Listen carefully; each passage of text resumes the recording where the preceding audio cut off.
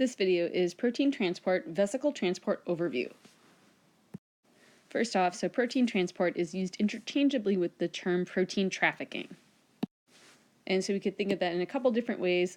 One of those is that there are specific tracks or roads in which the proteins are moving, and that there are certain directions that proteins move along those roads. Likewise, we can consider that proteins are moving within vesicles, which are indicated by each of these different vehicles. And overall, you should know that vesicular transport is not a haphazard free-for-all. Instead, there are specific directions and a specific series of events or sequence of events. And I thought about science that I saw once when I traveled in Ireland, which is that there are particular roads in certain directions. And so there are certain avenues through which proteins will always travel in a certain way. Here's a little bit more about that organization of vesicular transport. This is figure 15.18 in your textbook.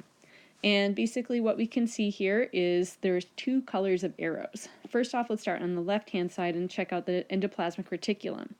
And so notice that in red, there are arrows that are pointing in this direction from the ER to the Golgi. And basically one of the pathways for how proteins are moved throughout organelles in the endomembrane system includes proteins that are produced and injected into the lumen of the endoplasmic reticulum. Their next spot is the Golgi, and then they could go out to the plasma membrane through exocytosis. And so this is a secretory or secretory pathway, in which case they're being secreted. And so this is outward vesicle transport.